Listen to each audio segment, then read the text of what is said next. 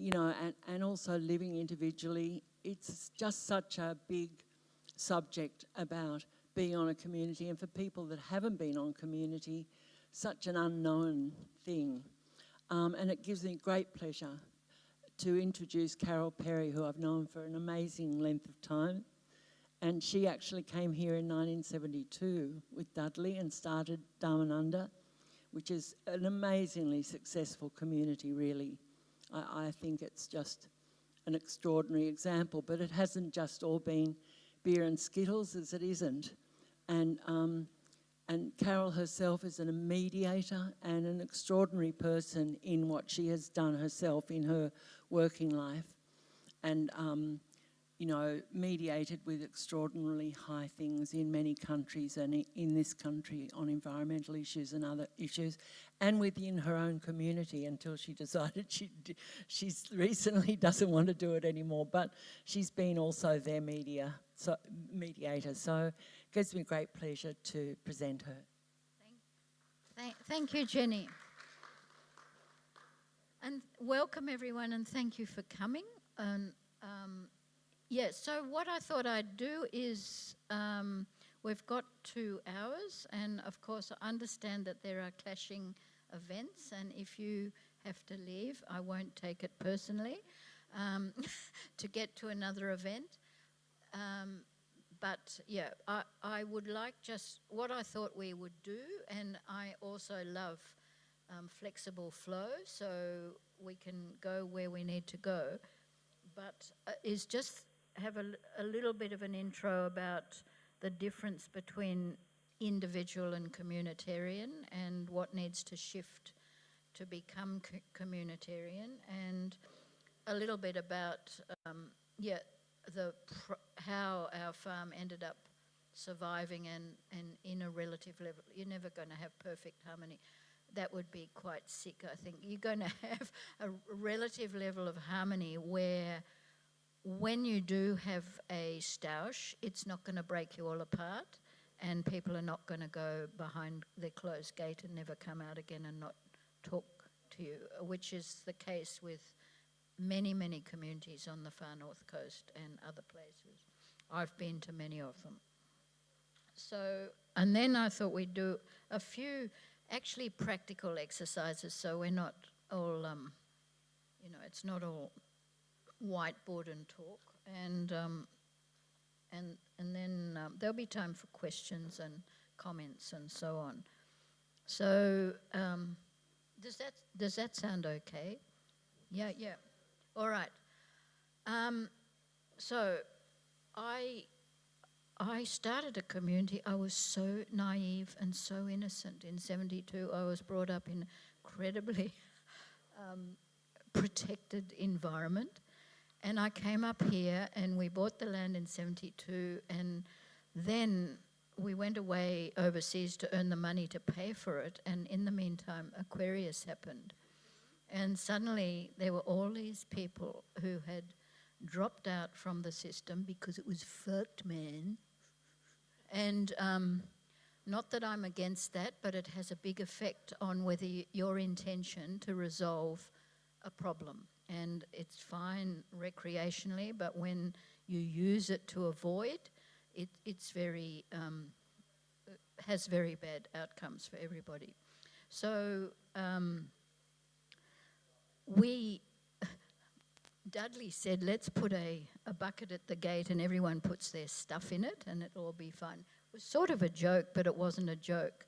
You don't just put your stuff down like that. It requires an enormous amount of intention to study how to do skillful communication when things go wrong, because when everything's fine, it's all fine, but when something goes wrong, it's definitely not fine, and especially if people don't have the skills and they're acting out. You know what I mean by acting out? Flouncing, banging, yelling, calling the other person names and all the rest of it, that sort of thing. So we, and what the other thing that we were facing with people leaving the mainstream was that no one had any skills. This is in the 70s. I think people have more skills now, but No one had any skills, and there was also this thing about anarchism. Now, anarchism is a profound philosophy of a way of living, but it was taken as no one's going to tell me what to do, and there's going to be no boss person or anything like that. It was only taken as part. The other part of anarchy is that if you're not going to have anyone telling you what to do, is that you have an enormously high level of responsibility about the impacts of your behaviour, your individual behaviour on other people. And that was not there. And dare I say it, it is still not there. Because the title of this is Individual to Communitarian. In the 80s, there was another, we had anarchism, and there was another movement of everyone becoming an individual. Well, it's fine to become empowered, but to see yourself as standing alone, that is, we don't stand alone.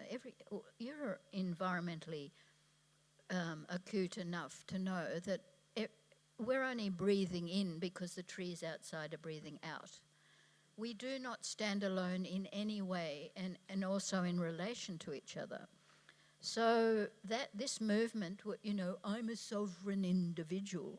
I went to a community a couple of years ago that was starting up at Mullum, which had lots of sovereign individuals, and I just thought this place has not got a chance, because the problem is with a culture is that you don't know you're in it, and you don't know what you're doing.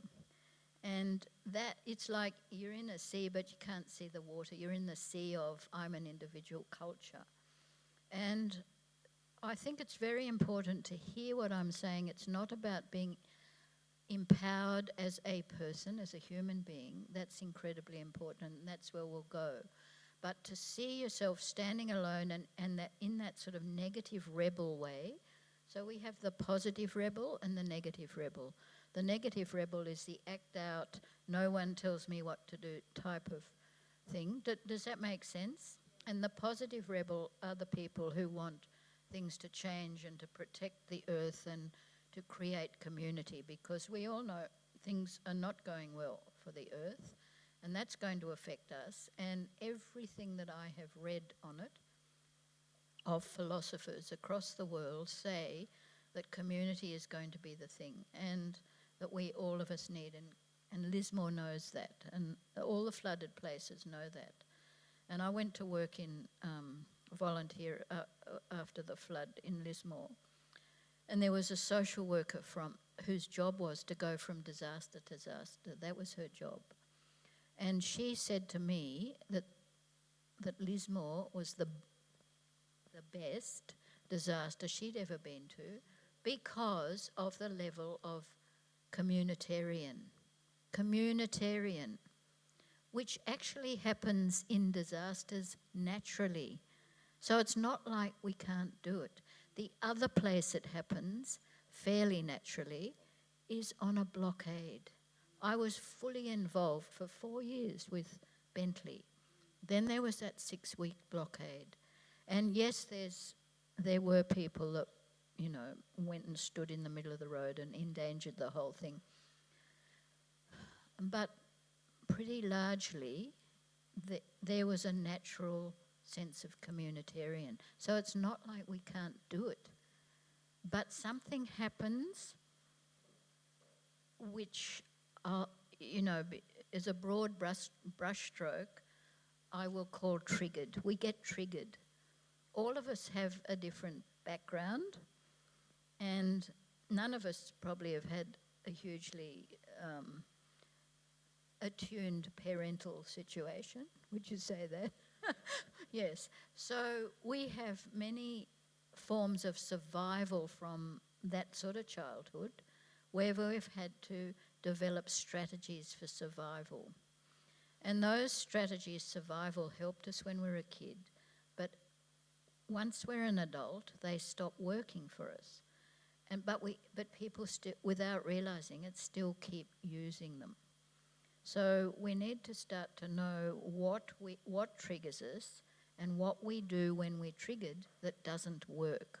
And most of the stuff we do when we're triggered that doesn't work will come under the drama triangle, where we go from victim to persecutor to rescuer, and we keep going around it, or we get stuck in one place.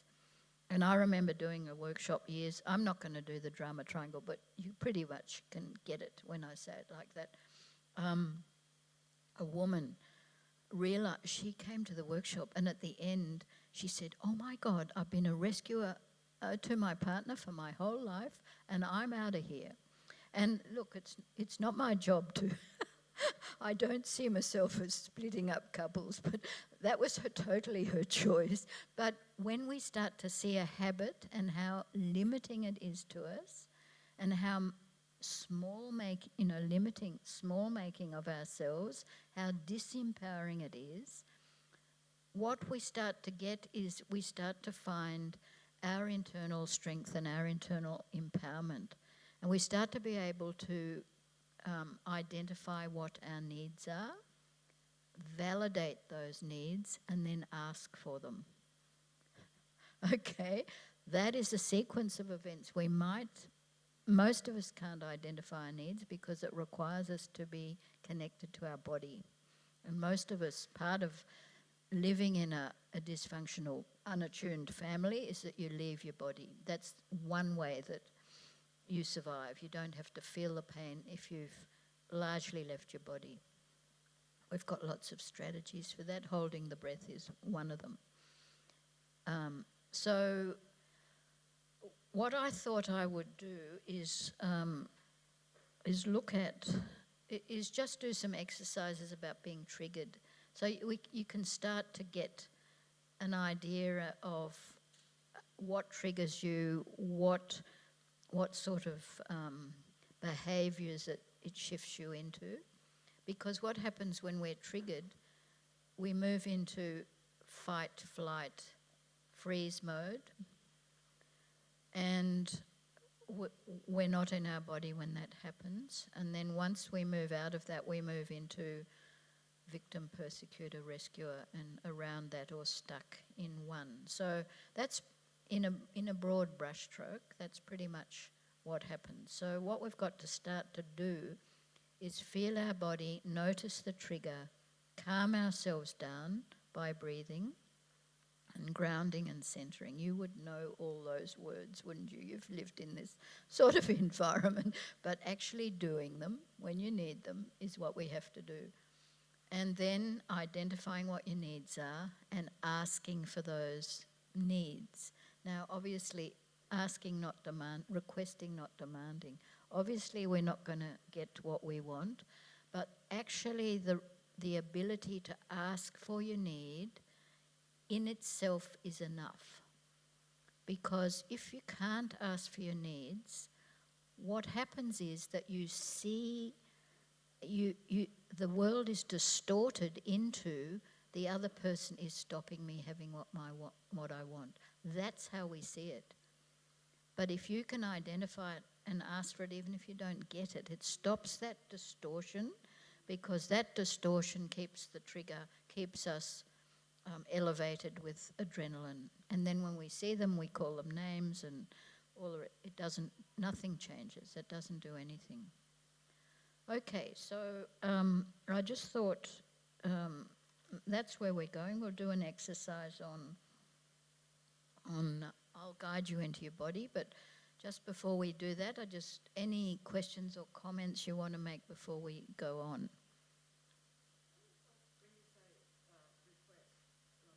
Yes.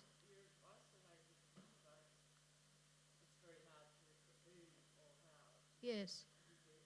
Yes. Oh, okay. Oh, yep. So the question is, if you're isolated and alone, who or how do you request your needs to? So often, even if we're not isolated and alone, the people around us are not going to fulfill our needs, like the Amazon fulfillment centre. we often have to we often have to support our own needs ourselves and be creative about it and find a way to do that, because otherwise, where do we move on the drama triangle? Victim. And if we're in victim, the characteristic of victim is I don't take responsibility for myself, and then out it goes onto the other, and it's all everyone's fault, and they're this and they're that, and they're, abandoning me, and or whatever the story narrative is. So you see, it's what we need to notice is these models, a sequence of events like that. Thanks, Jackie, for that question. Any other? Rather than hand this around, I might just repeat the question for the camera. Yeah. Yes.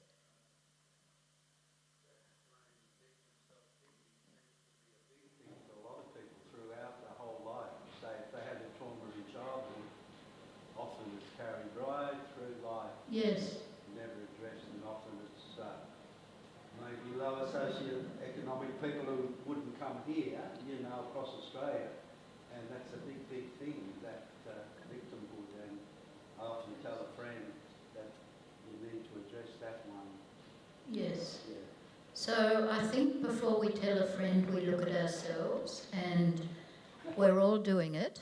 It might be in the more obvious way of someone who's had an extreme trauma and is stuck there, but we're all doing it. And we want to see, when we sulk, we go, in your relationship, do you sulk because the person hasn't done what you want? Are you flouncing? Are you, what victim stuff are you doing? So we're not here. Thank you for that question, because it's reminded me about we're looking in this direction, not that direction. And when something difficult happens, the mainstream cultural imperative is to look out there. This is a very different situation. We look in the direction that helps, which all martial art masters will say is that if there's an opponent there, you need to know what's happening here. Because when you see what's happening here, you see what's better, what you see better, because there's no distortion. There is no distortion. And that's what we want to get away from, is the distortion of looking in the wrong direction. Lovely questions. Any other questions? Or comments? Yes, Janica.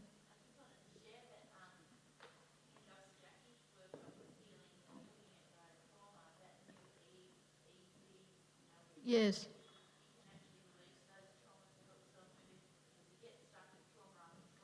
Yep.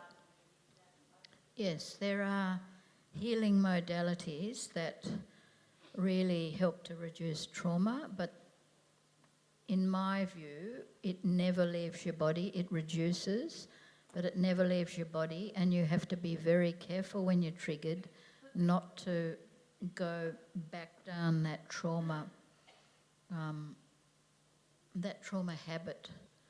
Those habitual behaviours you have to watch very well and really resource yourself in that moment, because your body remembers, and even though you might do EMDR or other trauma healing practices that Janica has suggested, they don't take it all out of your cells. It's there in a cellular level.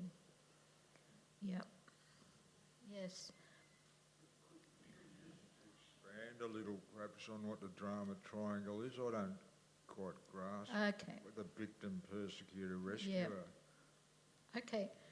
Expand on the drama triangle, victim, persecutor, rescuer. So we have this triangle. How does it look? Persecutor, rescuer, victim.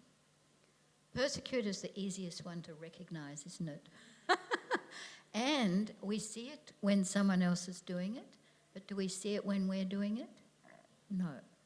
And that's why I'm saying we're looking in this direction. We're not, because you blind yourself to what you're doing, and the whole moving from individual to communitarian is that you are very self-responsible about your own behaviours and the impact they have on others. So the persecutor will do everything to get what they want immediately. So they'll yell, they'll sulk, they'll slam, they'll walk out, they'll threaten, and it even might be in a very low voice, but they're doing a raft of behaviours like that. Do you recognise that? We see it frequently. So we want to also be able to notice more strongly when we're doing it ourselves, because if someone does it to you, it has a massive impact on you, doesn't it? Is that right?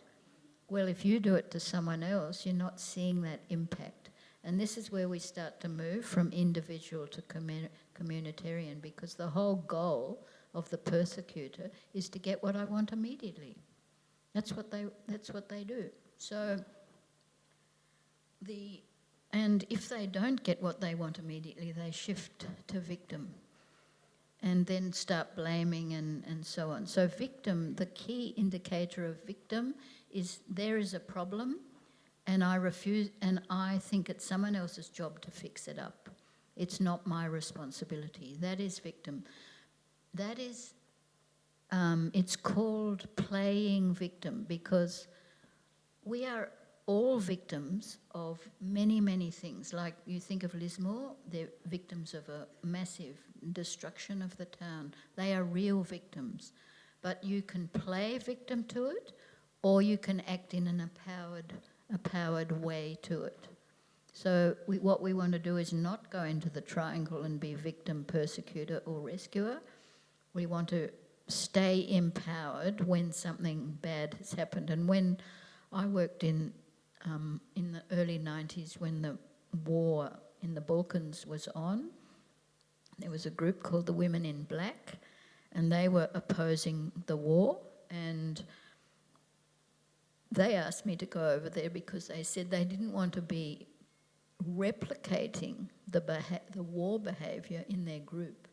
So you see, there's a very magnified form of it, and then there's the everyday form of it, which we tend not to notice. So they were victims of a terrible war situation. They were all women, and women, everyone suffers in the war, but women get raped and their children get killed and all the rest of it. So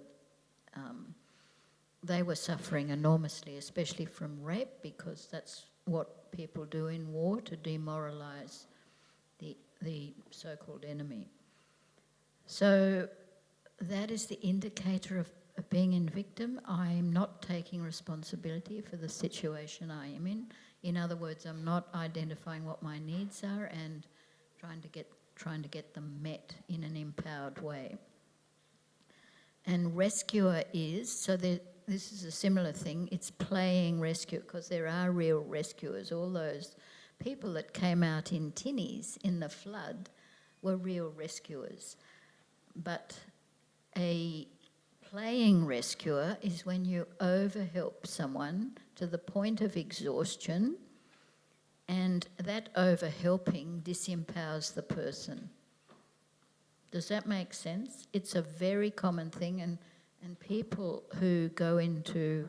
I used to do a lot of workshops for people who were working in the welfare services, because it attracts people who are caught in the rescuer mode, and they burn out. So you've got to see that, and you've got to help a person without burning yourself out, because that doesn't help anyone if you burn yourself out. So that's the power game triangle. Does that explain it enough? So the centre of the triangle is empowered. We're empowered, we are grounded, we are centred, we are breathing, we are looking in the direction that helps at what's going on in our inner world. We are working out what we need, and we're asking for those needs. That was a good summary. Thank you for that question. Yes, I'll just take one more and then we'll go on. Yeah. Yes. After fight, heightened freeze, how do you get to a state that you can ask for your needs? So, to have the capacity to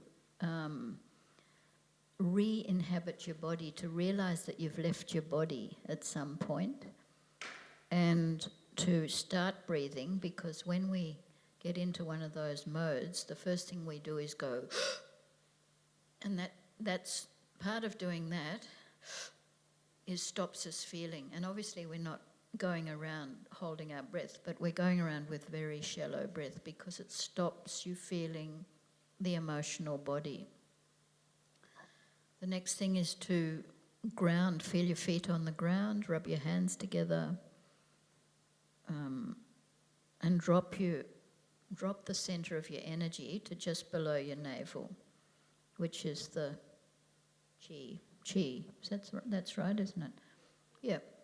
And that's where all the people in martial arts, this is where their energy is there. And when your energy is there, and most of us carry our energy up here, and we can easily be pushed over. Just check now. Where is your centre of energy now? Most of you, it's up here. You can feel it, can't you? Yeah. So we want to start just walking around with our centre of energy here. You can't be pushed over. I'm a very hard person to push over. People mostly don't try. And then people say, oh, they're scared of you. They don't. I'm not a scary person. I just can't be pushed over. So it challenges people's dysfunctional defences. Oh, I can't push this. I'm not going to... you see what I mean about this. So starting to carry your energy there and to walk around feeling the contact of your footfall on the ground. This is something you can do anytime. In your kitchen, in the corridors, in the street, anytime. Just walking around like that with your energy low in your body. And breathing. Most people are not breathing. Just check now, you're breathing. Yeah, you're listening. Oh, she's telling me something. I got to learn this. Geez, it has a big effect. Yeah. So just let yourself... It's not a criticism, it's not wrong or bad, it's just how we've been enculturated and how we've learned to survive against dysfunctional families and unattuned parents, which is not their fault because they had to survive against it and so on. So it's just stuff, we don't want to make it wrong or bad, we just want to look at it, say this is not working. It's not a blame on parents or anybody, because otherwise we get into victim. It's not, they didn't intend to do what they did, mostly. Yeah, so all right, just feel your feet on the ground. Matt, we just go into this exercise now, so let's do that, because you've already started doing it, haven't you? You look, I can see the difference. Your energy's dropped, yeah. And just let yourself feel that centre of energy just below your navel. Everyone can do it. It's just an orientation of your attention. You're still listening, but you're aware of where your centre of energy is. If you want to close your eyes or cast your eyes down, that's perfectly fine. Then just feel your feet on the ground, the contact of your feet on the ground. And you might feel might feel the shoe, the contact of the fabric of the shoe and the socks on your skin. And feel the weight of your lower arms in your lap. And feel the shoulders. Just feel if they're pushed up. A lot of times our shoulders are pushed up because we're carrying some imaginary burden from the past. Just let your shoulders soften and drop. And the stomach, we hold a lot of tension there, so women have always been told to hold their stomach in, so just let it all hang out. Men and women, let it all hang out. Soften the stomach muscles. Soften the muscles around the eyes and the jaw.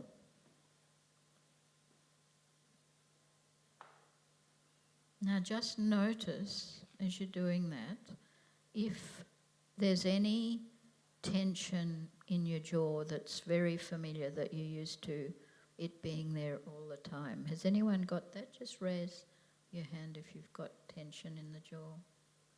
Yeah. Okay.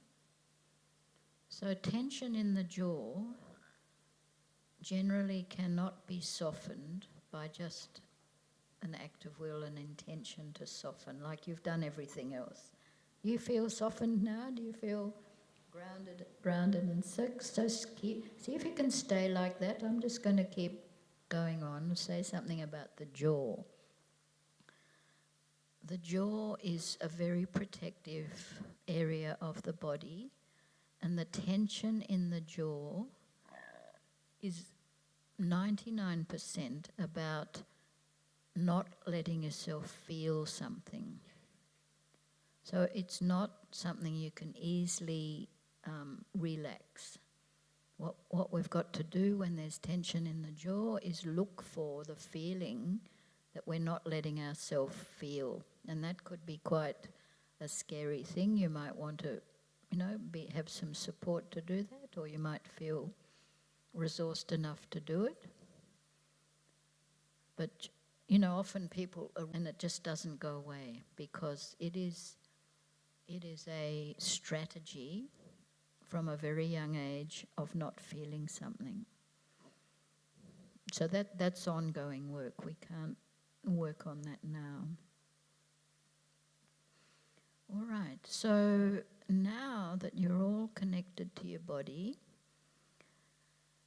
what I'm going to suggest you do, and it's totally up to you whether you do it or not, is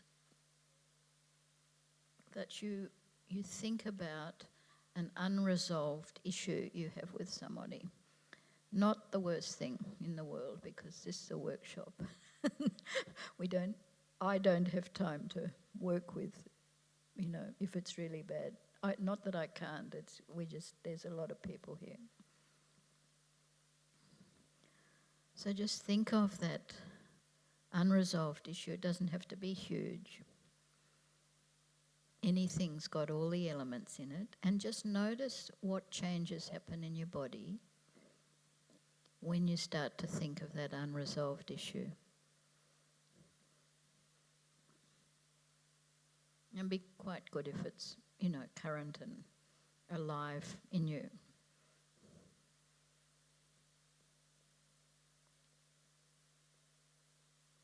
Okay, so let's have, if anyone's welcome to share what they've noticed in their body when they thought about the unresolved issue, when you're very connected to yourself.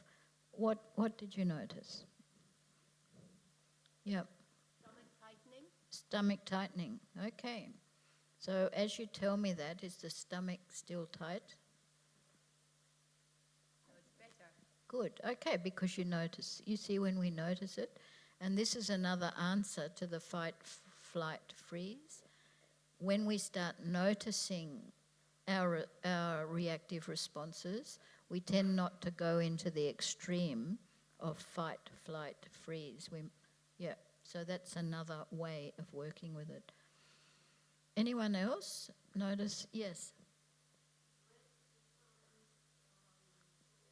Breath becomes shorter. Anyone else have breath becoming shorter? Yeah, okay. Good noticing. Yes? Did you?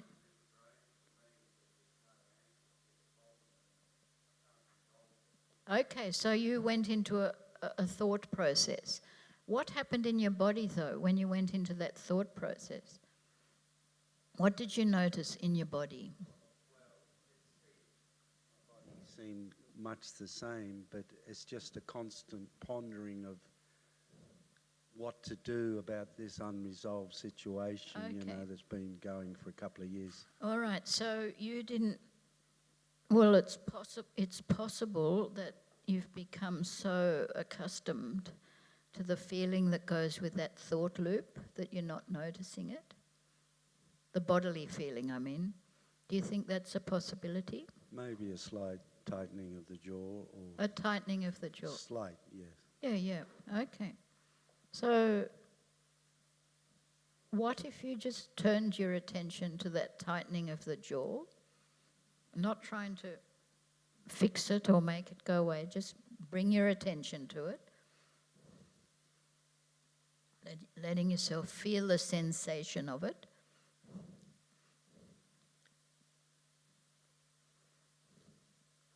What happens when you do that? It relaxes. Yes. So just turning your attention. So what we're seeing here is I'm not telling you this. You are hearing it from someone's experience. So that is now, that information now belongs to you. It's not a theory. You've experienced it. So every time you go into that thought loop, you can turn towards the jaw and soften it. And did the thought loop slow down a bit when you turn towards the jaw? Perhaps. Yeah, okay. So there's a bit of not sure. So that's something for you to check out as when you leave or as you're here or when you leave. We can check all these things out for ourselves and try them out for ourselves. Okay, any other nausea? Yeah, a panic feeling. Yeah. Okay. Yep. Anyone else get nausea is quite common? Heart racing. Anyone get heart racing? Yep. So what we understand from what people have been doing here is that here is where turning our attention here is what calms us down.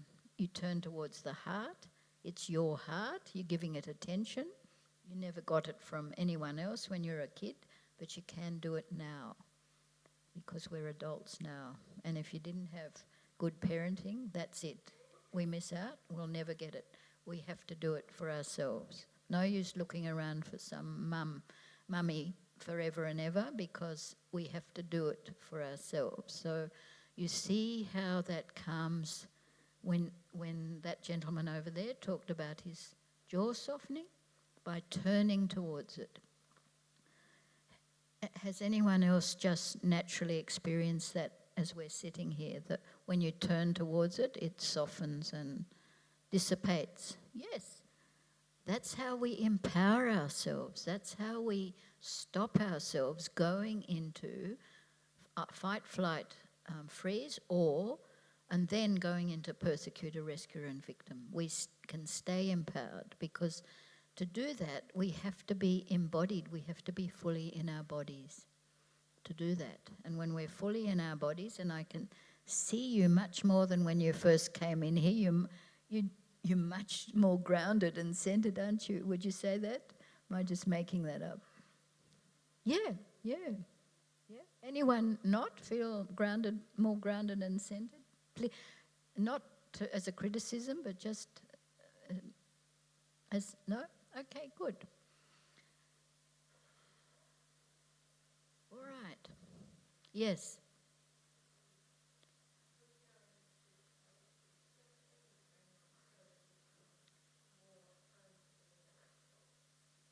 No.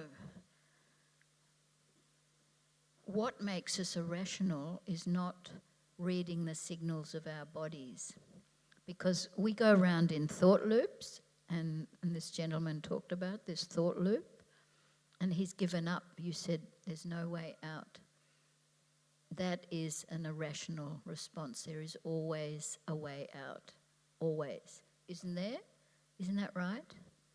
There is always. Sometimes it might take some action that feels a bit intense and extreme, but there's always a way out. Sorry.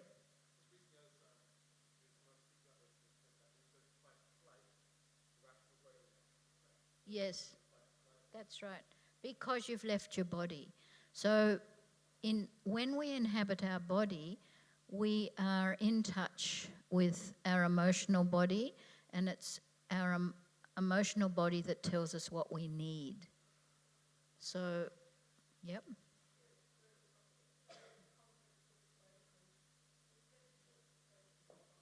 That's a good idea, and sit down with a cuppa, let yourself ground and centre, and ask yourself, what do I need in this situation? Yeah, physically remove yourself, sit down and ask yourself, what do I need in this situation? And it might take quite some time to come to the answer, but you will eventually, you'll be driving along or walking on the street and you'll go, that's what I need. I remember it took one time on the community, had a difficult situation in a meeting, and someone had attacked me and told me to shut up. And I had this massive, reaction internally.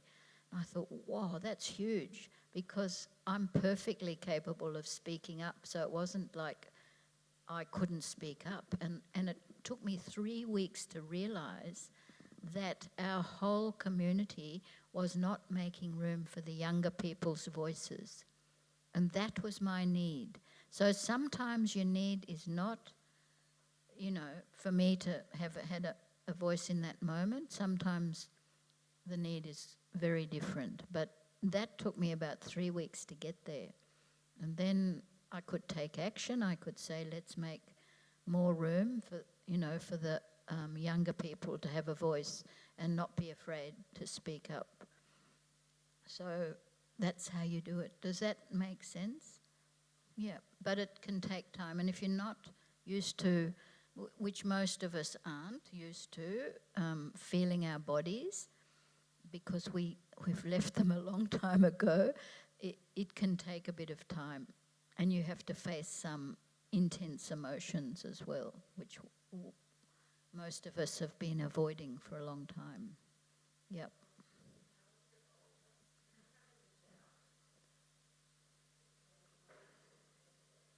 So you get doubtful? Yes. Okay. All right. But then keep asking, what do I need? Don't let the doubt shut you down. All right. Well, then the first thing you have to is understand yourself so that you can explain what you need, because no one's going to be able to guess. What about that saying, oh, well, I'm not telling them if they don't know? I mean, that's a bit 2-year-old, isn't it? Oh, why should I tell them if they're not guessing? No, yeah, that's what we are. We get pretty triggered into, when we get triggered, we get carried way back to a very young age in our brain. The amygdala remembers something from a young age that's very like what's happening in front of you, and it drags you back to 2 or 6 or 10 or whatever, and then that's how you're acting from that age, because you've been dragged back to that age. All right, so yes.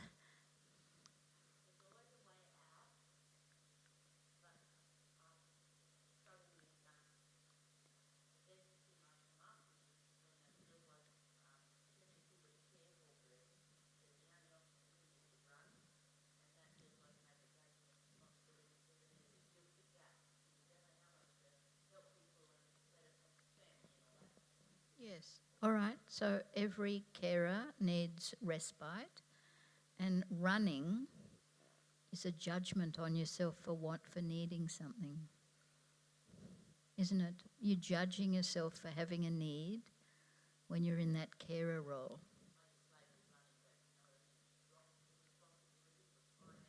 Yes. Well, good not to call it running, but that's what came out, because I think that's what stops you doing it. Like the words that come out first tell us a lot, because you're judging yourself for doing it. The way to how would you say it if you validated that need? If you said it right now, how would you say it? I need...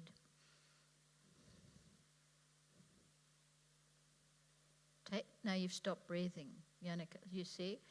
Let yourself breathe, let yourself feel your body, and just say what you need about respite from caring.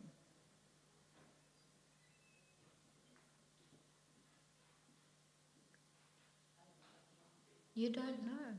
Okay, so this is a question to ask yourself. What do I need? So there's 3 steps, and we'll go into looking at needs. Identify the need. Well, you've already identified it. Do you know where you're stuck? On validating it. So it's identify it, validate it, ask for it. You know that you need time out. You said it.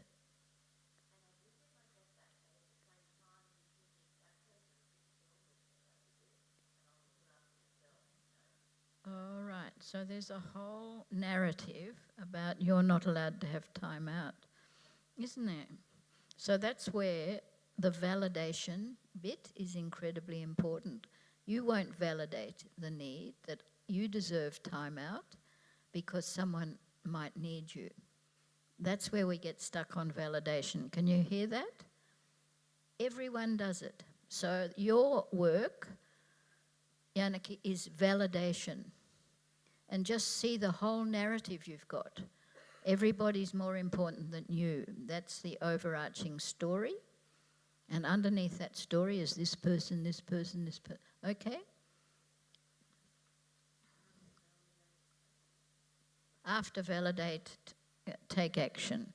Asking, or if there's no one to ask, find a way to, to self-satisfy, self-fulfill. I always think of Amazon when I say that word, fulfill. Okay. So I think we're up to need, aren't we? Identifying the needs. All right, so what if you go back to that issue that you thought about a few moments ago, and the unresolved issue, and stay in body. Let yourself feel your body. See if you can feel the emotions that are associated with it in your body. So if it's a difficult situation, so we're talking about the difficult, those emotions are going to be fear, hurt, anger, or sadness. They're going to be in that realm. And all of those emotions have a bodily sensation that goes with it. Maybe we just do that for a bit. What are some of the bodily sensations of hurt? We'll just do that. Yes? Stomach tension, yeah? Anyone have that? We've all got different bodily sensations for emotions. So other people have stomach tension, maybe nausea is another one with hurt. Heaviness, yeah. What about fear? Yeah, sorry. So your heart clenches, yes. What do you want? Pain in the thoracic area, yeah. All right, that's hurt. What about anger? That's the easiest one to do. Stomach, what? Liver, yeah. Heat, often the body gets big, clenching. What else with anger? Yeah, lots of agitation, yeah. Physical agitation, yeah. Jaw tension, all right. No, well that's a description. So if you've got high blood pressure, what's the bodily sensation of it? Shaking. Ears pound. Yes, all right. So this is the language of sensation. We don't usually have a language of sensation, do we? So that's why we're looking at the language. What about fear? What's the bodily sensation of fear? Stop breathing. Yep. Shaking. Cold. Legs sometimes go to water, don't they? Needing to go to the toilet. Yeah, when you have to do a presentation, how many times do you go to the toilet? You know what? About 8 years ago, I went to Brisbane to do a 2-day mediation with quite a well-known activist organisation, and I could not. I've done this job for decades, and I'm not afraid of going into a group of people, but I couldn't stop going to the toilet, and I thought for a week, and I thought, what is going on? I thought, this is very weird. Suddenly I realised the whole room was full of fear, and they were afraid of the CEO of the organisation. Yeah, so it's interesting, isn't it? You know, I found that a very interesting use of my body, like question, what's going on? Anyway, so the mediation ended up of the organisation disbanding because they couldn't work with this person. And it's often the person that's hired you that is the problem. So it's another bit of the job. It's another little insight into the job. Anyway, all right, fear. So I think we've any other comments about fear, bodily sensations about fear? Contracting, yeah. But holding the breath, I think, is, and that's the precursor of fight, flight, freeze, or also going into the power game triangle is that. And what about sadness? Now that's really a more subtle feeling, isn't it? What about sadness? Heaviness in the heart, droopiness, yep. Tears, sighing, wanting to rest, not energy low, yeah. All right, so so when you sit down and reflect upon any issue, what you're doing is you're opening yourself, you're opening your own heart to what's happening in your own body so it can inform you about what you need. Because underneath both fear and anger is hurt, always. And in the hurt is the answer to what you need. So we need to go, because if we keep our attention out on the terrible bad situation or the terrible bad person, we're just going to feed the anger or feed the fear or feed the hurt and not getting any information from it. But if we turn towards ourselves, we can get a lot of information. So that story I told about the community, my hurt wasn't that the woman shut me up, was that the young people were being shut up, not on purpose, but because the older people wouldn't stop talking, which is pretty common, isn't it? Yeah, so it took quite a lot to get to that hurt. So you can see it's not a direct route. We need to be patient, and it's a very interesting exploration of yourself. What do you think? Do you think that's an interesting, exciting, different way to go than tell the person they're a whatever, head or a whatever ass they are or whatever? It gets you nowhere and it feeds the anger. It unlocks, exactly. It's the key that unlocks your door. And it's very rarely taught like this. So, look, I'm pretty old, and I've just got this huge, looking at the state of the world and the suffering that's, everywhere because of, collapse of systems and climates and all the rest of it.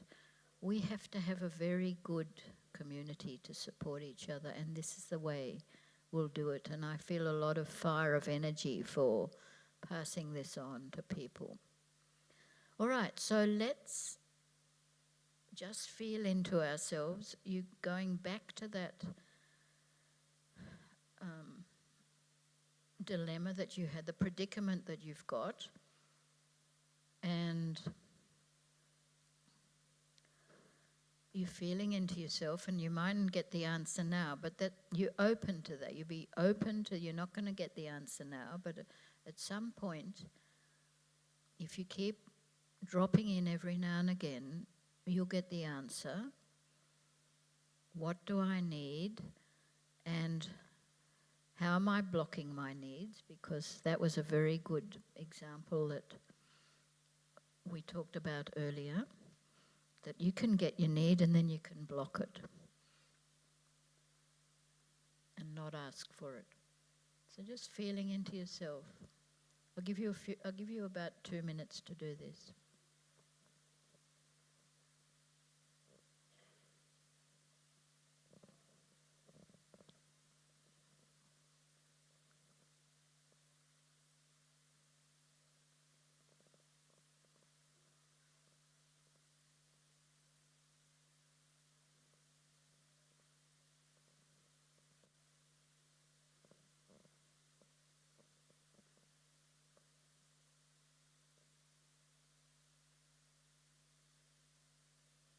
And if you find yourself going back into the thought loop about it, just return to whatever body sensation is strongest, because the thought loop, you've been over it 1,000 times and it's got you nowhere. We're doing something different.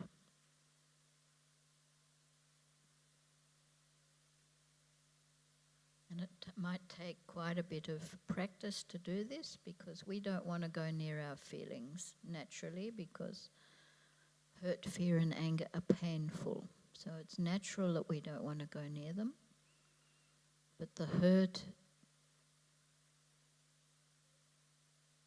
is the source of the information about our own heart and what we need.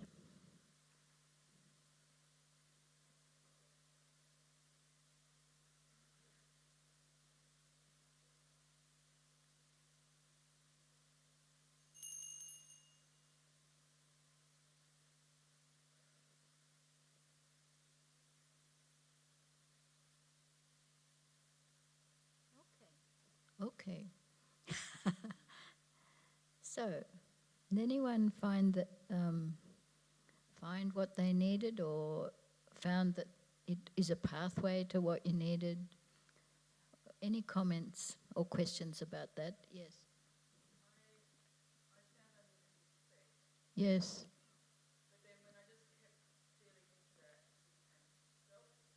Oh, beautiful. There you go.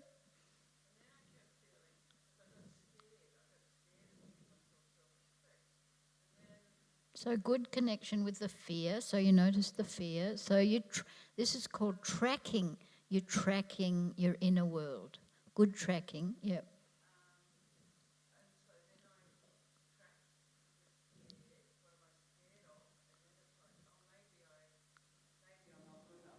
Oh, okay. Narrative. Yes. Then I kept feeling, and then I started to wonder who decides. Who decides what's good enough, and who gives me the permission? Anyway, it's a work in progress. Good question. Okay, so what happened there was the person realised they needed self-respect, and then it became, needed respect. Then they dropped deeper, that it was self-respect. And then when they touched in on that, they realised there was fear there.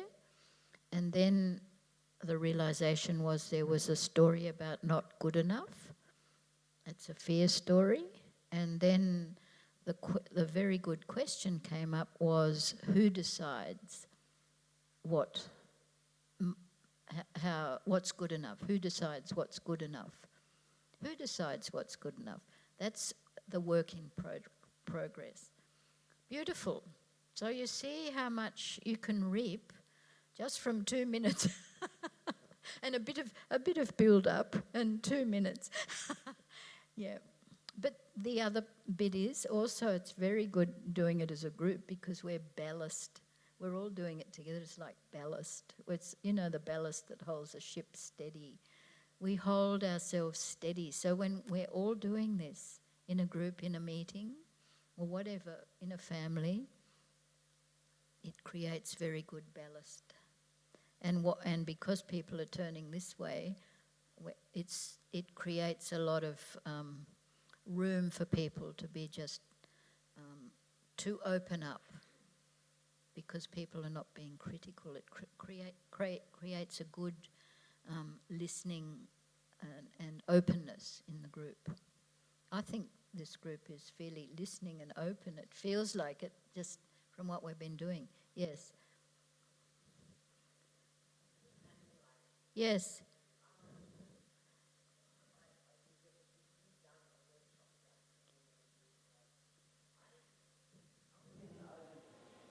Control, that control mechanism that drives so many people. You're interested. Fear.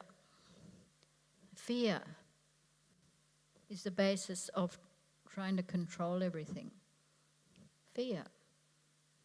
Don't you think? Yeah. I mean, that's the basis of our whole society. Trying to control everything. Look what happened in the disaster in Lismore. The authorities trying to control things, and the people ignoring the fear, just saving people in the dark at night, in their little flimsy little crafts, just doing it.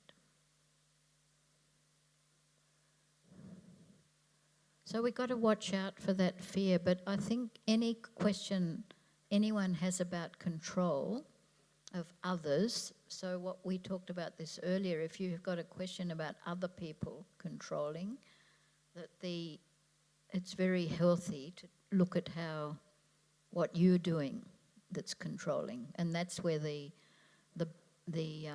benefit will be, because here is the only place we're in charge of. We can't make these people do what we want, but we can find ways to be empowered around controlling people and to have good boundaries and good ways of saying what we need and what we want. Yes. Yes.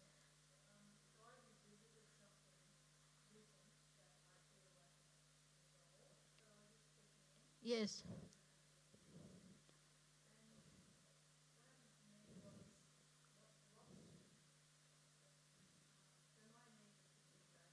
Yes. Then, so a person revisited a resolved thing just to check and found that what their need was to feel valued. Yes.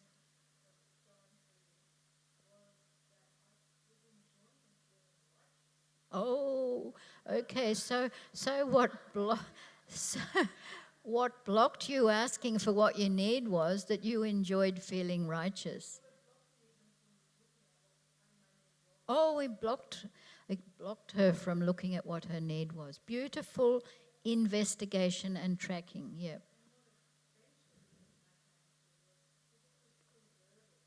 Yes. Yes.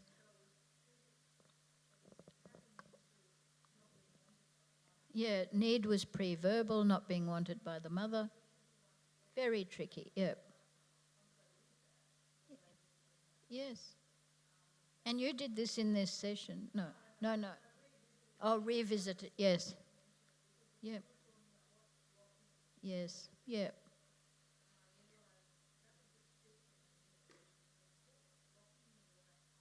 Yeah. Yes. Oh, you got in this session, you got to the point, the hanging on to the righteousness, yes. So there's always more to discover, and you're not going to get down to some pre-verbal thing in a 2-hour session, and sometimes we need help with that, because sometimes the emotions are so painful, like not being wanted by your mother. That's super painful, and sometimes we need support with that. Yeah, so Yannicka, and then you.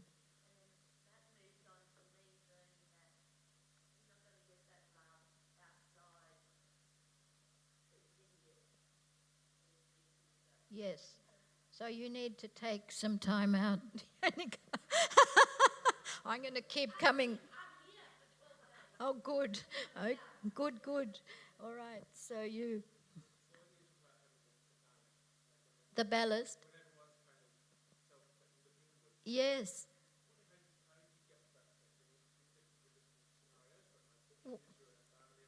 Well, you saw what I did. You saw what I did. But you already... I did it here. Like, you probably didn't notice it, but I was doing it here.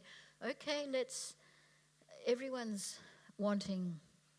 You're all here for... And I have permission, okay? So you're in a group and there's permission. And then I just took you into your bodies, and then I asked some questions and I listened to them. And then I thought, I just saw the flow of things. Okay, you're talking about what happened. You're in the bodies. And then we naturally went to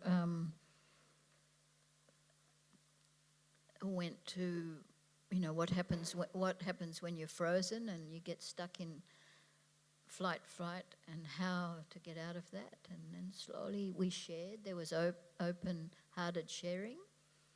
And then people started sharing even more.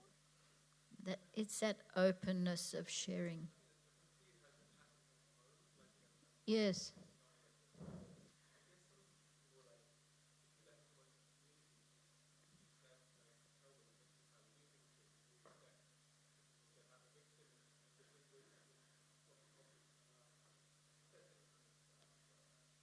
Well, when I walk in, look, this comes from many, many years of doing this. So it's a very big question and I can't answer it here. But first of all, you have to be there yourself, okay? And you have to be not afraid of anything that is going to come up. There's no fear. So you're fully open to whatever emerges in the group. If you're thinking from a facilitator point of view, you get people into their bodies, and usually someone will start to share. But you have to have permission. If there's no permission, nothing will happen. So you all came in here, there was permission. And anyone could have walked out at any time. So there's a sense of agency in the room. We don't often have that in a learning situation, agency and permission. Anyway, that's probably as much as I can say because it's a whole massive topic, but thank you for asking it, yeah.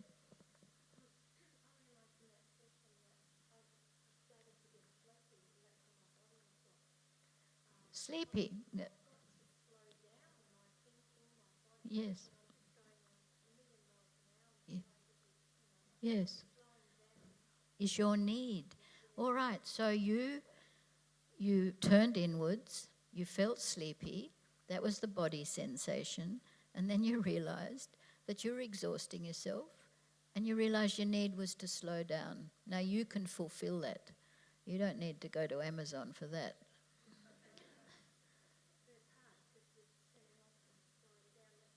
Yeah, because there's a belief that probably something about not being enough, and you've just got to keep being enough, because unless you keep doing that, you won't get love. It's, be something along those lines. Wouldn't it be? Yeah. All of the above. Look, there's only so many stories.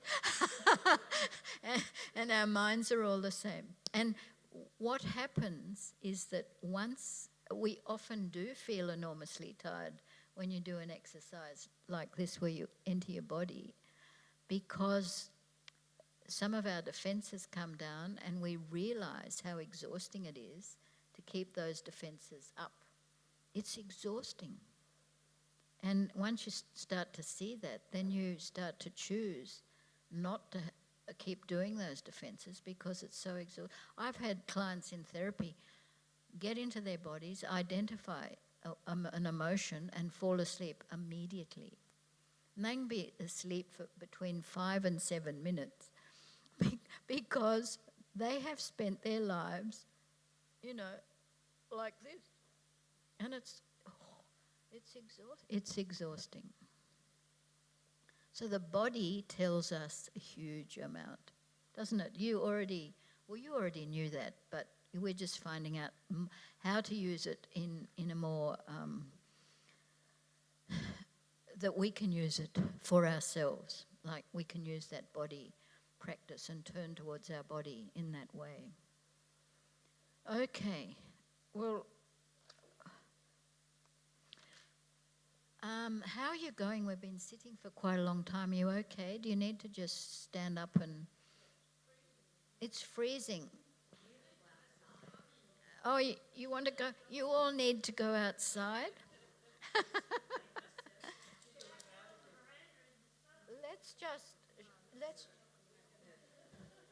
Let's just wiggle around a bit. Yep.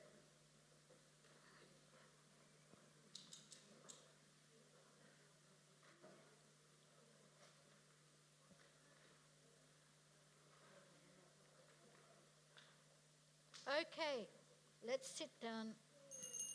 Because we can have an early mark if we get through all of this. And then you can go in the sun.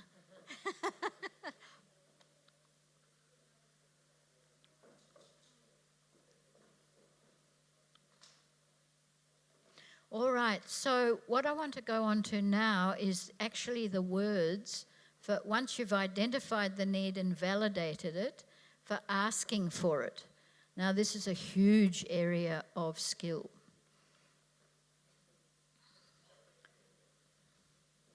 So I started a list of the way people ask for things. It's very funny.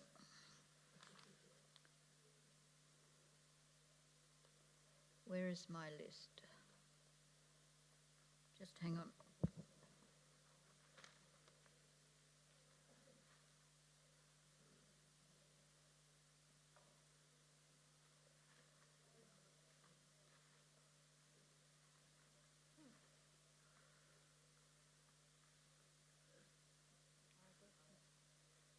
Oh yeah, here it is. When we ask for something, we need to be very exact and very concrete, because what you're doing is you are educating another person or a group about yourself.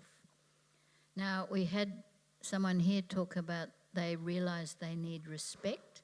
If you say to someone or to a group, I need respect, means nothing, does it? Nothing. So what you need to say is what respect means to me. So who would like to make a sentence, a concrete, educative sentence about respect? I need, yes, thank you. Graham?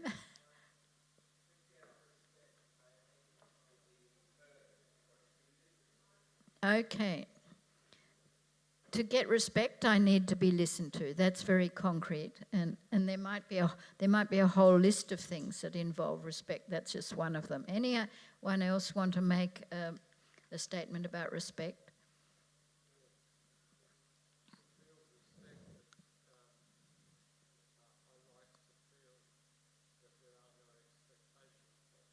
Okay, to feel respected, I like to feel there are no expectations of me.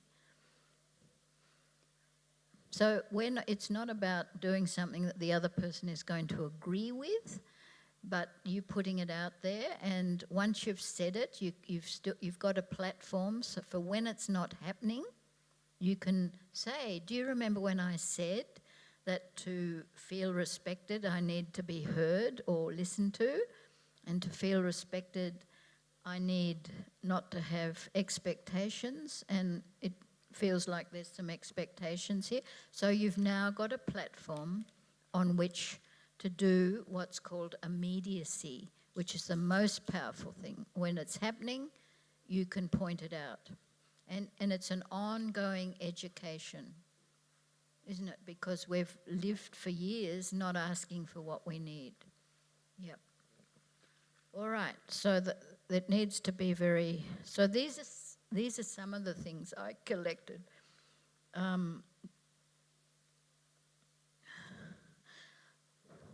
where did I put? God, what have I done? I can't even find it. I know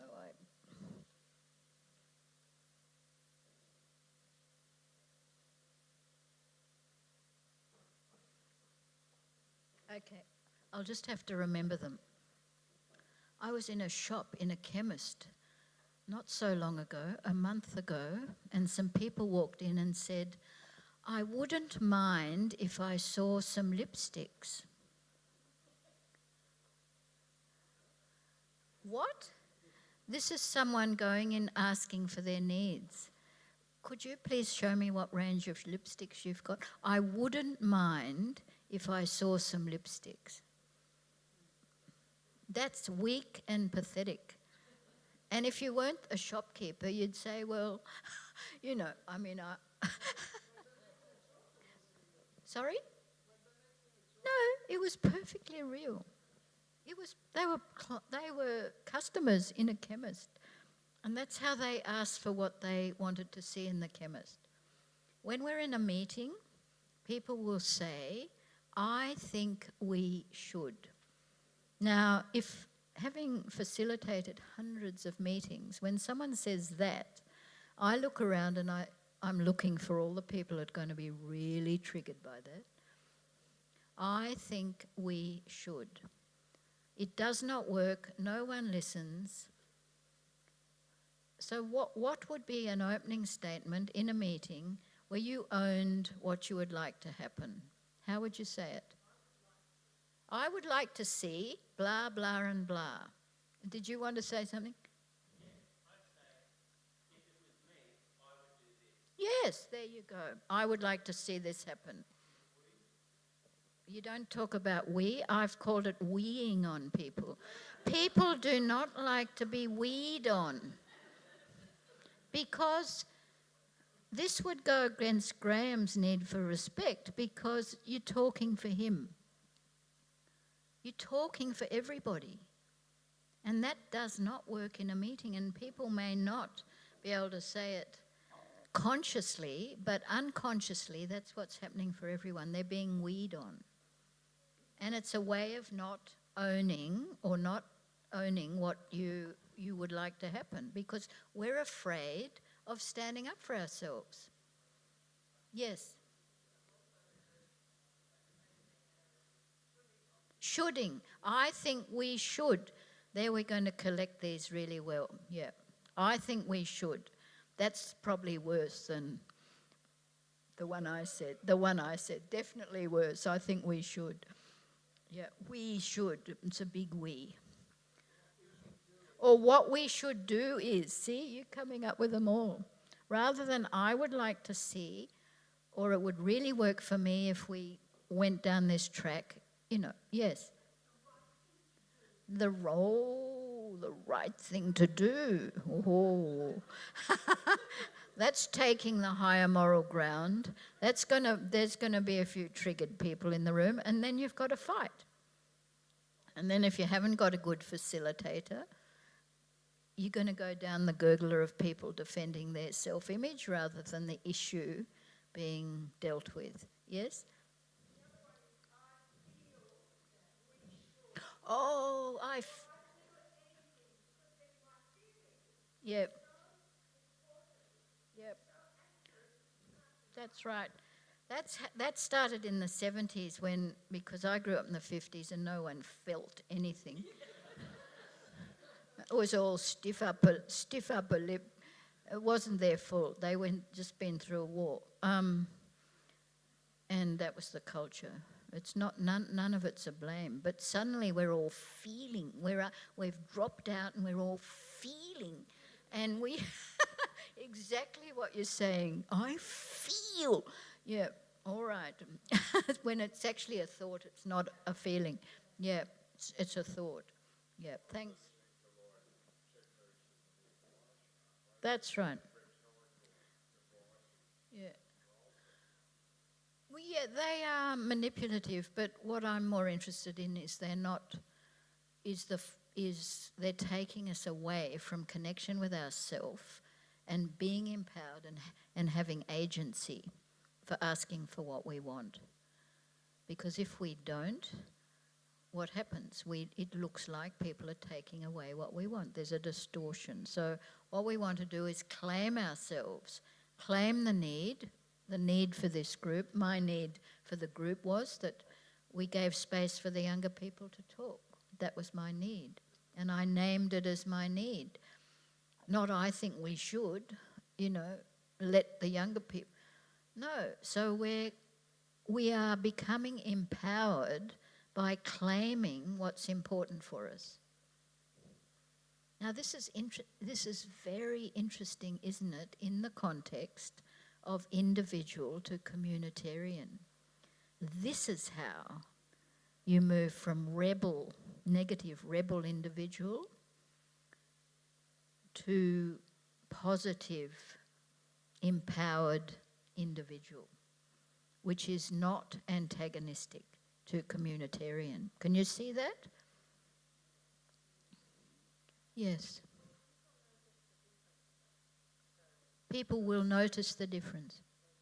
I sat next to a bloke in a meeting who said, I think we should. Now, it was a bloke, and you know the statistics on blokes being listened to more than women. They're written everywhere. A huge statistic that will listen to blokes more than women. He said, I think we should. And I said, I would like to see the same thing. I would like to see. And everyone listened. And after the meeting, he said, well, why did they listen to you and not me? And I said, well, because you said we. And that's where we got the weeing. That's in exactly that meeting. It was a heart politics meeting in the 90s. And we're all learning together to communicate. And he said, oh, I weed on you. And that's how we got it. That was Simon Clough. Yeah. Very active in the Lock the Gate, the president of Lock the Gate. We grew up together learning this stuff from the early days of saving Terrania and so on. You can't do any project unless you've got good communication. Whether it's a blockade or a team or whatever, you have to have good communication. All right, so what were some of the others? I wish I could find my list. I might just rest for a moment. I'm going to have another look.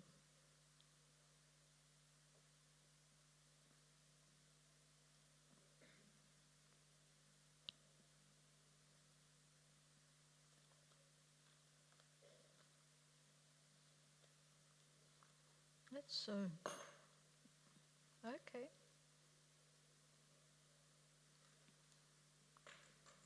Oh, everything's dropping down. Thank you, Jenny. All right, I'm not going to find it. So now I am letting that go. Any other, do you want to say, you know them. I'll get them all from you. You can do the work. Yes, you had your hand up first.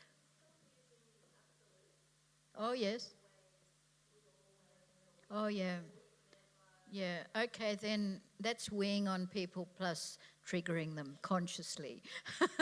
Yes, we always, we never, or you always, you never. Yeah, not useful, because that's not true. Yeah.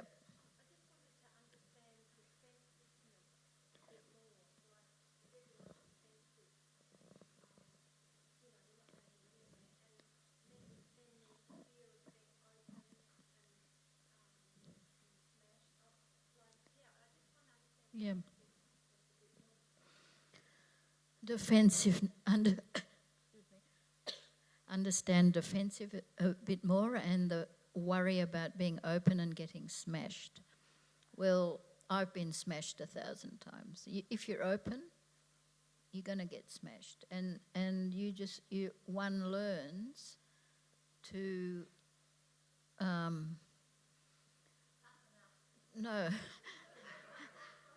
One learns not to let it take you down. That smashing is going to happen. You know, people often say, I don't feel safe. Well, no, because life is not safe. And what we need to learn is to ground ourselves, centre ourselves, have good boundaries, be able to ask for what we want, and if we get smashed, to have a good support person or a good support system to work with it. And last year I got smashed pretty much all year because I took leadership on something very unpopular.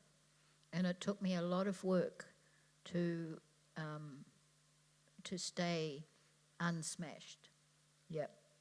It's work. It's life. You're not going to not get smashed.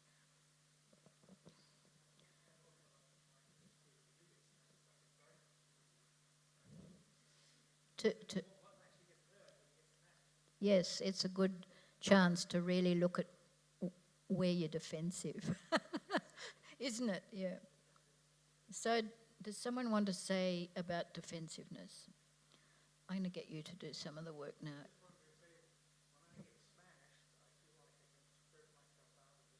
Yeah. Good. All right. You spread yourself. When Ed gets smashed, he feels like he can spread himself out a bit better, like a bit of roadkill. Yeah. Okay, so tell me an example of defensiveness that was asked for here. Yeah.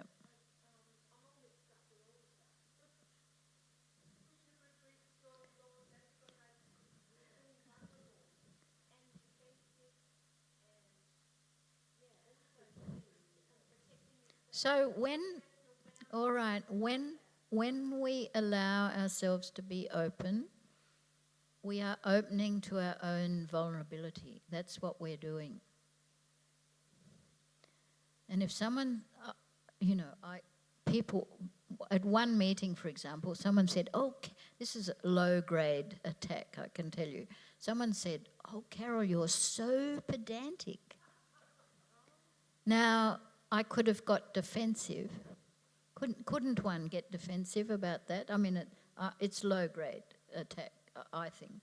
But for someone, it may not be a low-grade attack. And you know what I said? Yeah, I can be that. And it totally disarms the other person. It's like, when you open a door and you push against a door you think is locked, and it's open, and you have to get your balance. When you do that, when I said, oh, I can be that, he was either going to smash down or he had to get his balance.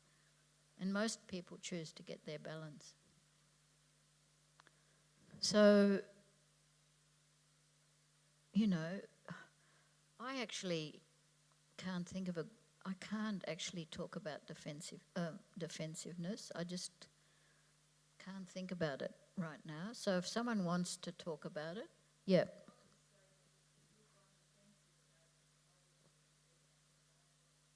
Yes, that's right. All right, that's a good, thank you.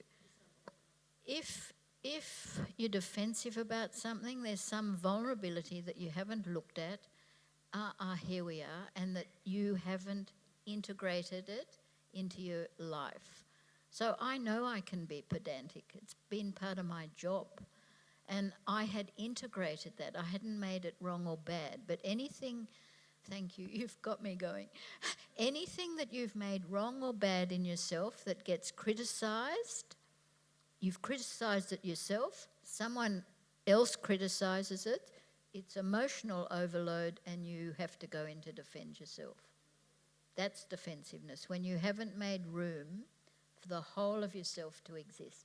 And that's the life project, making room for all of ourself to exist. And, you could say, when you have that, you can sit there in open vulnerability. Does that sound right?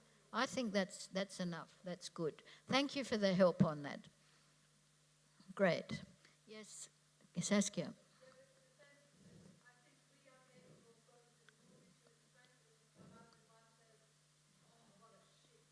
Yeah.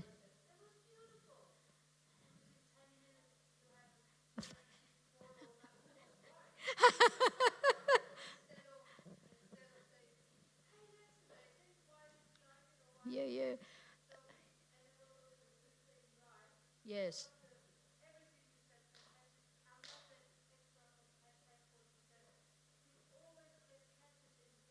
And wrong. Yes, that's right. Yeah.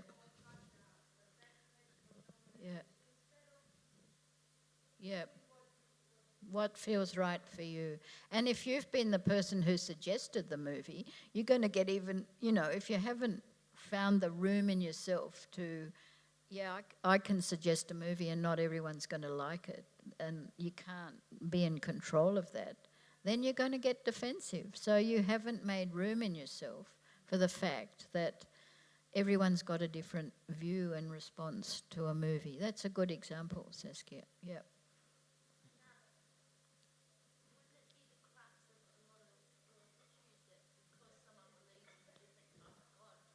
Yes.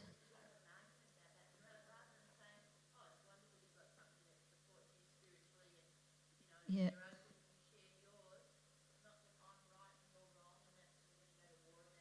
Yep. Exactly. Well, it's very much right and wrong and higher moral ground, taking the high moral ground. I think you talked about that, calling on a higher authority and so on. I've just thought of a couple more that people say when they want something is a woofer said this to me the other day. She said, if you like, you could bring the paint down. If I like. I said, do you need paint? And she said, yes. When do you need me to bring it down? So the communication needed to be, I'm ready for the paint, could you bring it down? But you see how we won't be direct. That's so indirect. And another one, this is said quite a lot, is, can you do me a favour? No, can you just help me pull up this, laundry thing? I've hurt my finger. That was the one, that was it. Can you do me a favour? That's off-putting, isn't it? I find that very off-putting. Very hard to say, no, I won't do you a favour. Yes. I agree with what you're saying wholeheartedly, and I speak very directly with people. Good. And over the years, my psychologist has said, you've got autism. Oh. Well, that's jolly good. Maybe we all need autism. Well done, yeah. And yes, so there's lots more like that. So listen out for them. Very indirect communications. Now, because we're moving towards the end, just to go back onto the exercise we did where you were identifying your needs. Did anyone come up with a need and validate it and would like to say it in a way that's concrete and direct, just as an example here, just to round off that exercise? Because this is a big part of it. Identify the need, validate. You saw how hard validating is. So our whole narratives about enoughness and what we're allowed and all the rest of it. Now saying it directly, that's also hard. So it's all hard. There is no quick pill. Anyone want to have a go?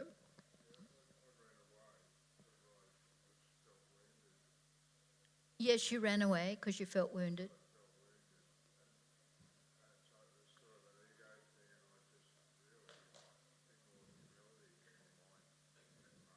Yep. All right, so if you were going to do the humility, what would you have said about your need to the other person instead of running away, which is flight?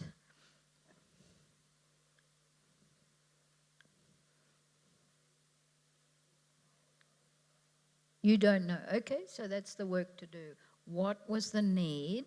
What did you need to say to the other person that would have stopped you acting out? Running away is acting out. We don't want to act out, slam doors, flounce around, shout, and all the rest of it. So have a think about that. To translate your need for humility into action with the other person. You don't have to do it now, but have a think about it. Anyone else want to have a go at a need, a direct need, saying it?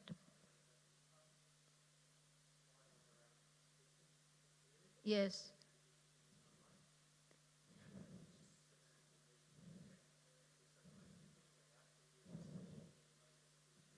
Okay. The person had a need to be able to speak clearly, and they were asking a person in their life can you support me to speak clearly? You might, do you have, and did you outline those specific things? And so specifically that would mean da, da, and da. That's what you'd need to do, because that's a fairly vague, it's clear on the intention, but it's vague on the details. And we need to give the details to the person if we're asking for some help, like.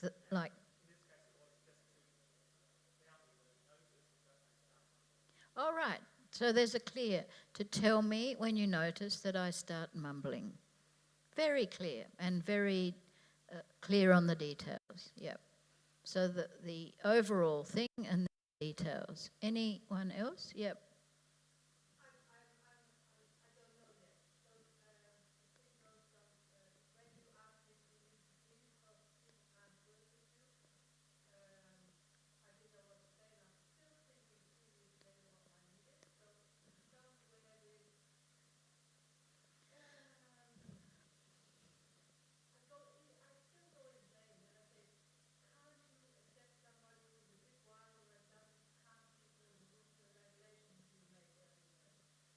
Well, yeah. Yep. Yep. All right, there you go. You're getting it. So this is a good example, because the first one you came up with is talking about the other person. That's going to go down really badly, because if you said, there's not enough room for wildness or whatever it was, the person is going to start defending, and then the issue changes to defending of the image of yourself. The issue about room for diversity in the group goes down the gurgler and never gets addressed. It just becomes defending self-image. So once the other person defends their self-image, then, the other person is going to do it as well. So you can start to watch how an issue will change to defending a self-image from the actual issue.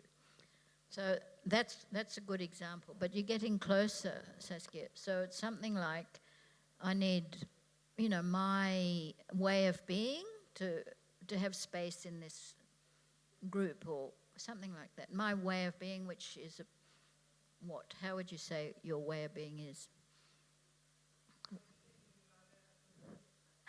All right, so putting some words to your way of being is going to get the more specifics in there. You've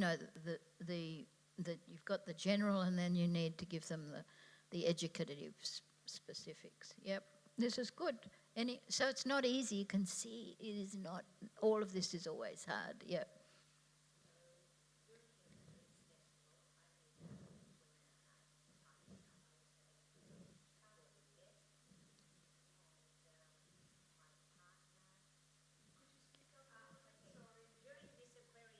Where's the thing?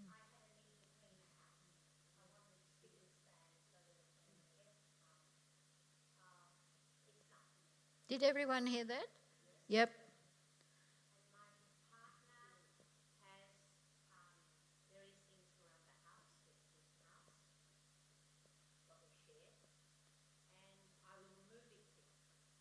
Yes.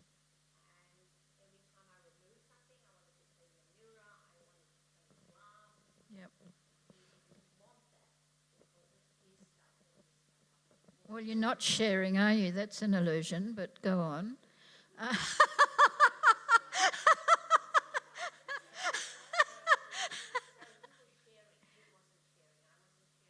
No, he wasn't. It wasn't a shared situation. So just that's important to know because often we think something that is not the case. Anyway, that's an aside, and you look so shocked. You can process that later. But let's just go on with this. So you couldn't, no, you don't. You can't move his stuff. That's not sharing. Okay, you wanted to clean, and he wouldn't let you move his stuff. Yep. All right. So you're in flight and fight. Yeah, flight. Yeah, yeah. All right, too much story. What's your need? We've got the picture. What's your need? Because you see what happens here when it's all about the other person? We just wind our story up.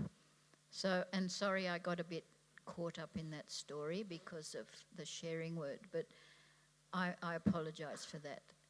What is your need? What is your need or was your need in that situation? And you're not breathing. Can you feel that? Let yourself breathe, and you're not. Your energy is up here. You see, like this. Drop your energy down and breathe, and tell me what your need is. Yes. Yes.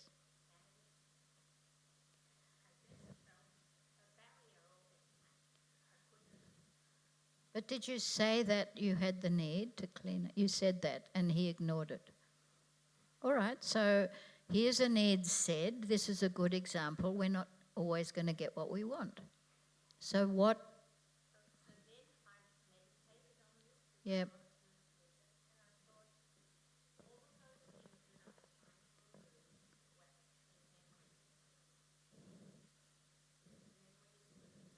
Yes.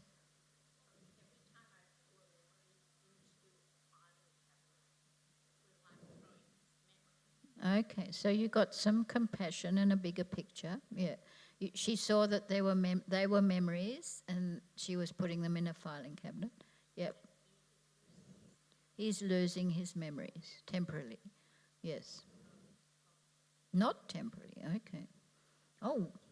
All right. Well, much bigger situation. So you tuned into the other person.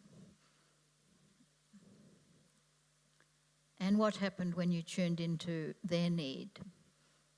So this is, you see, this is more complicated than just, yes. So this is a good one towards the end because there's always needs on both sides, and that's where we have to negotiate.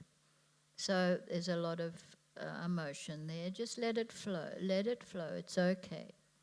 It's a beautiful thing that you're sharing. It's a very vulnerable thing that you're sharing.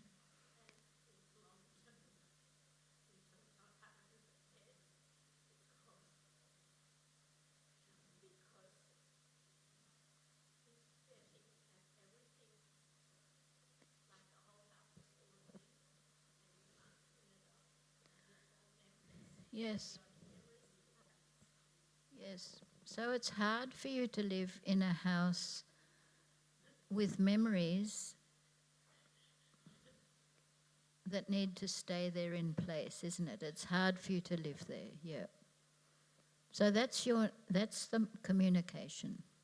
You just say that to that because you're starting to talk to each other more vulnerably. Just, it's hard for me to live in a house, that you have to say. And you're being real, you're being authentic. Could you say that? And let yourself breathe and drop your energy down to your belly. And that's the start of a healing because you're seeing him. Yep. And then it's his turn to see you. You have a need for the place to be clean. But sometimes you have to do empathy first before you can do your need. You see that? empathy. I can see all this, things are so important, and I need to be able to clean how, and then a negotiation starts, not a fight. That's right. So we've got to first do the empathy. That's the empathy step, was recognizing the memory loss. So that's probably a good one to end on, because it's not simple, and it's good that you were so willing to open up about that example. Thank you. Yes.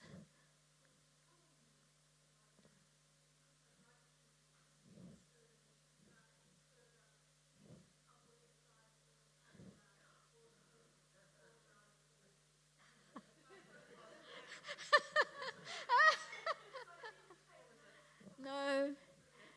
Okay. I don't have a website. I don't have a book. I'm retired.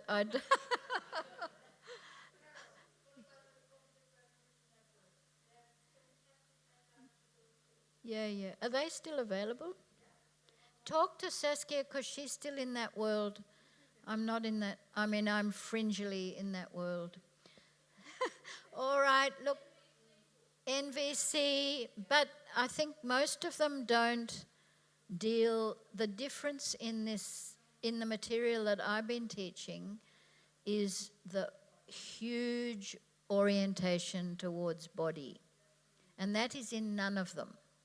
And the reason I have that is because I've meditated for over 45 years, the 4 foundations of mindfulness: body, feelings, and mind states. And unless we can track those in our body, we are going to go round in an endless loop that's focusing on the other and making us more and more agitated. So you can,